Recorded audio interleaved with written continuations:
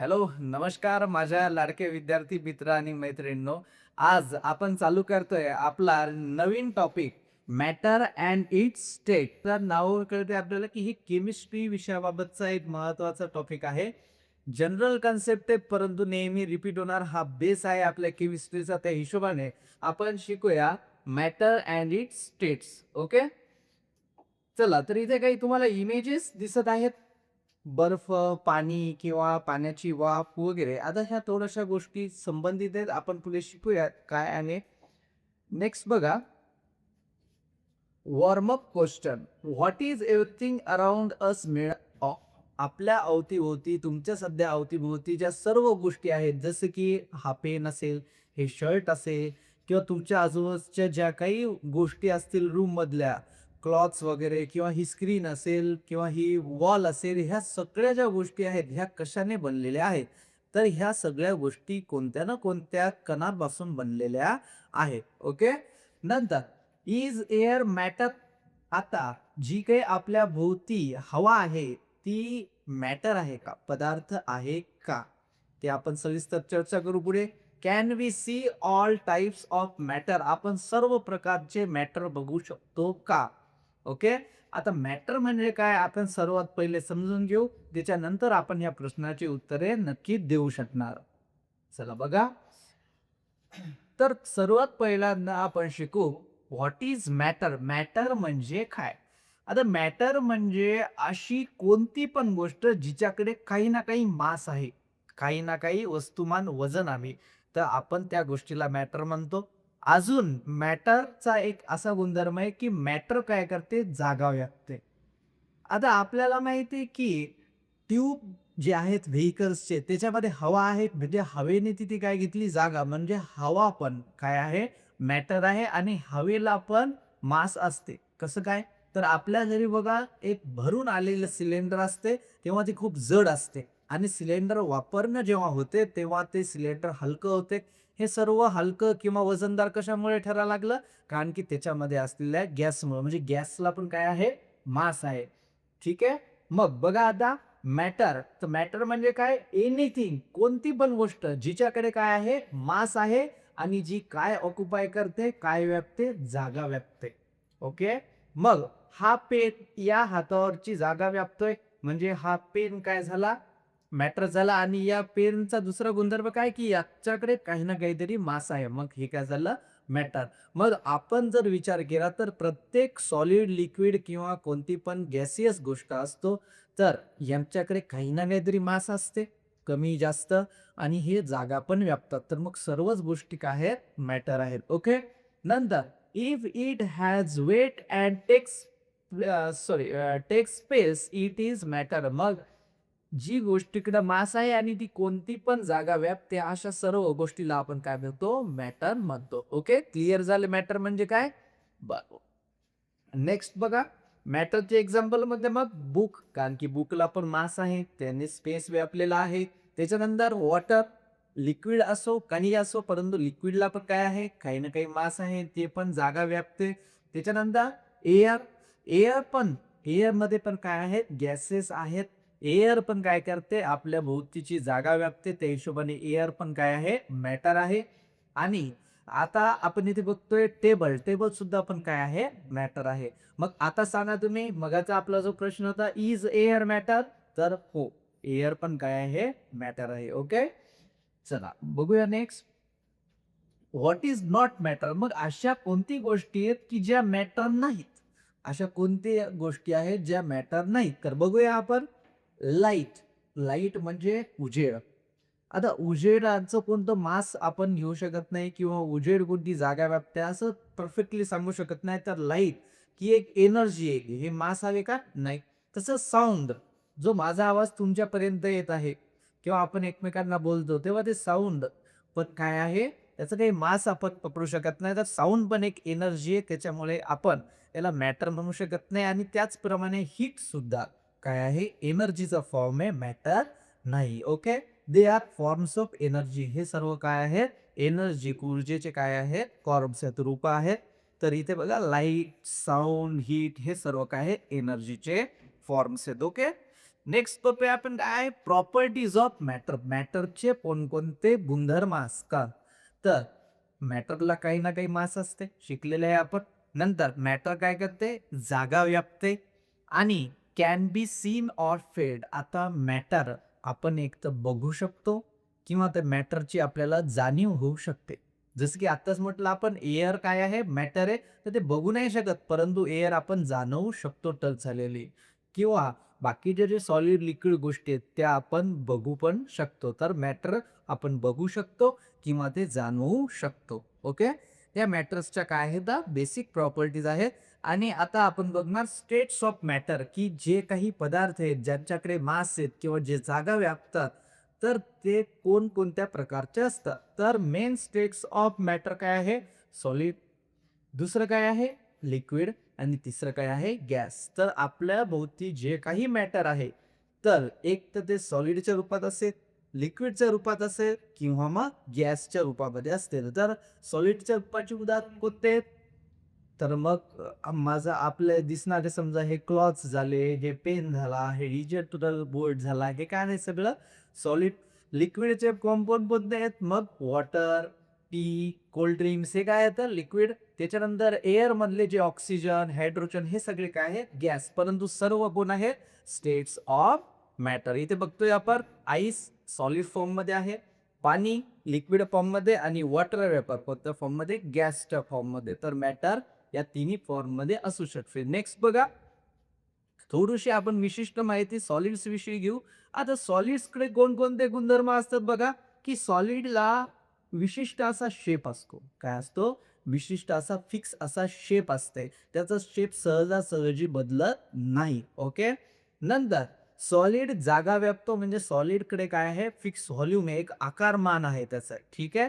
चालतंय. Next, solid ची एक गुणधर्म काय आहे, की सॉलिड कसं असते हार्ड टू कॉम्प्रेस. ते दाबायला कसं असते हार्ड असते, कठीण असते. ओके. इथे आपण बघतोय की हा जो स्टोन आहे याला विशिष्ट असा एक कोणता तरी फिक्स शेप मिळालेला आहे.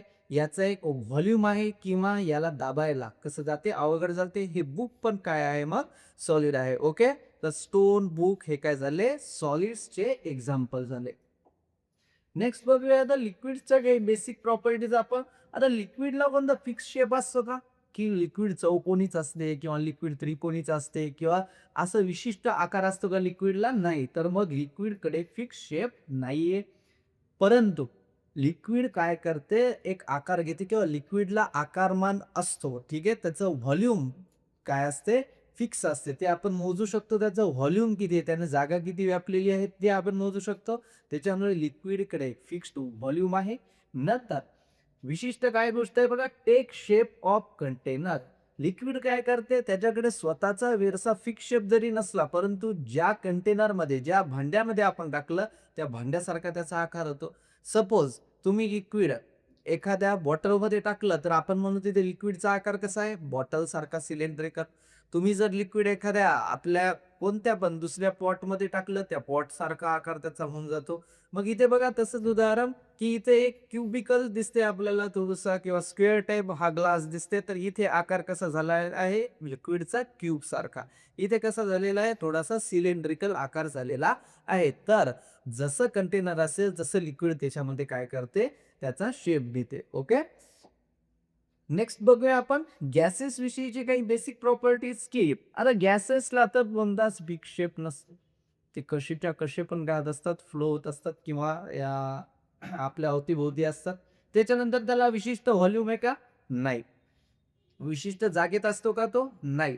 तर तो जिकडे जागा भेटेल तिकडे पसरत जातो. जसं की स्प्रेड एव्हरीव्हेअर, की आपल्या घरामध्ये जर देवाजवळ आपण एखादी अगरबत्ती वगैरे लावली तर त्याचा सुगंध बघा सगळीकडे जातो. आता सगळीकडे तो सुगंध न्या कोण लागलं तर एअर न्याय लागली किंवा गॅसेस न्याय लागली. याचा अर्थ गॅसेस कुठे विशिष्ट ठिकाणी नाही, ते कुठे पण जाऊ शकतात, स्प्रेड होऊ शकतात. नेक्स्ट बघा, कंपॅरिझन करूया आपण सॉलिड लिक्विड आणि गॅसेसची. तर सॉलिड एकदम फिक्स शेप असतात किंवा सॉलिड कॉम्प्रेस करायला अवघड का असतात का, की सॉलिडचे पार्टिकल बघा इथे एकदम एकमेकांसोबत कसे असतात क्लोज असतात. त्याचे कण ज्याच्यापासून सॉलिड बनला ते सर्व कण एकमेकांचं चांगले घट्टपणाने बॉन्ड त्यांचे असतात.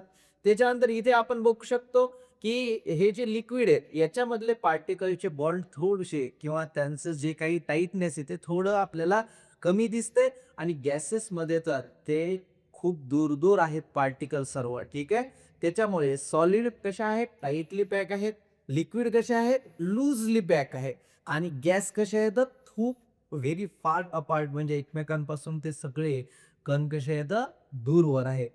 नेक्स्ट बघूया आपण चेंज ऑफ स्टेट्स. आता स्टेट्स चेंज पण होत असतात. सॉलिड गोष्टी लिक्विड होऊ शकतात. लिक्विड गोष्टी गॅस होऊ शकतात किंवा गॅसेस गोष्टी लिक्विड पण होऊ शकतात. सविस्तर आपण एक्झाम्पल्ससह समजून घेऊ आता.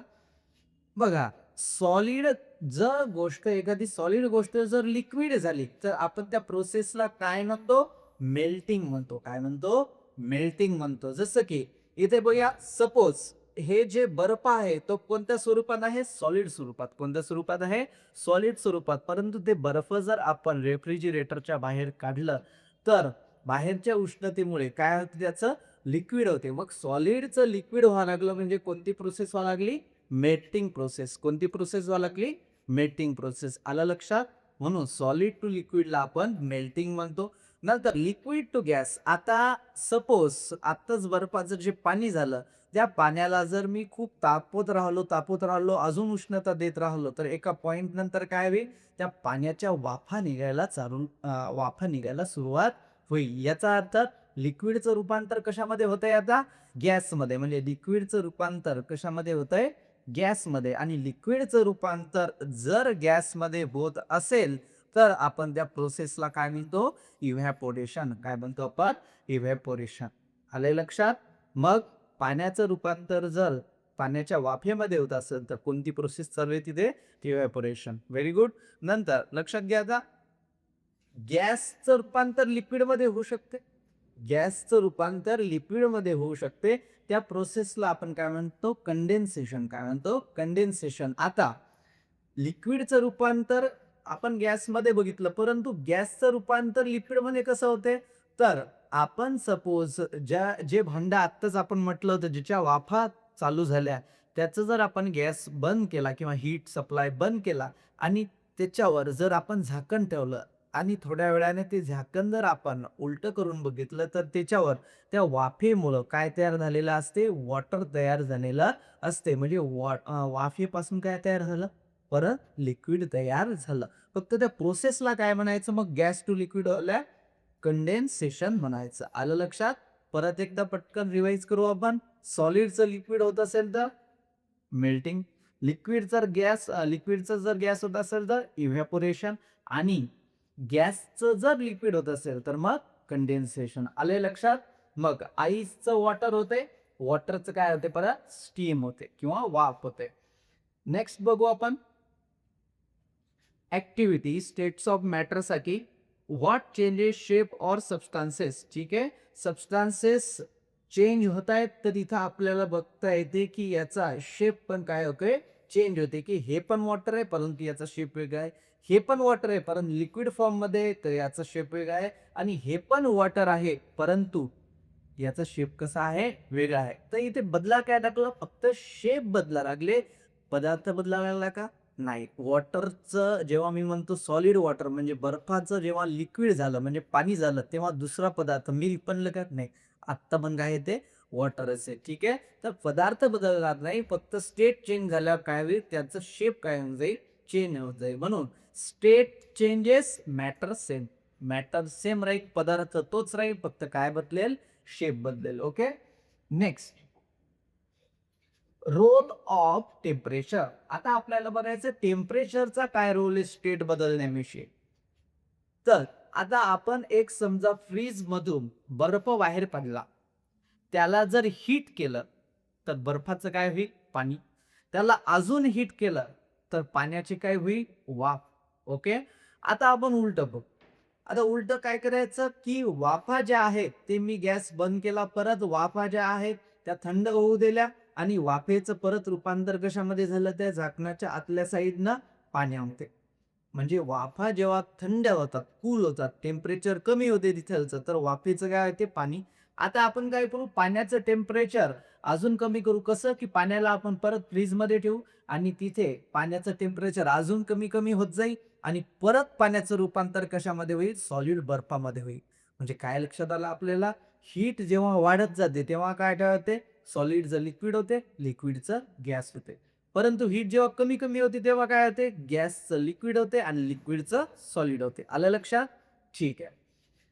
चलो नेक्स्ट इम्पॉर्टंट काही पॉइंट्स आहेत आज आपण जे शिकलेलो आहे ते, matter has mass and occupy space, की मॅटरकडे काय असते, मास असते आणि मॅटर काय ऑक्युपाय करते, स्पेस ऑक्युपाय करते. नंतर 3 मेन स्टेट्स कोणत्या आहेत मॅटरच्या, solid, liquid and gas. Okay. नंतर स्टेट कशानुसार बदलते, विथ टेम्परेचर. टेम्परेचर वाढल्याच्या नंतर पण स्टेट बदलू शकते किंवा टेम्परेचर कमी कमी होत गेलं तरी पण स्टेट काय होते, चेंज होते. हे आपण आत्ताच शिकलोय. नेक्स्ट बघा, काही क्विज आहे की तुम्हाला प्रश्न येतात का नाही एकदा चेक करा आजचे शिकवलेले आपण.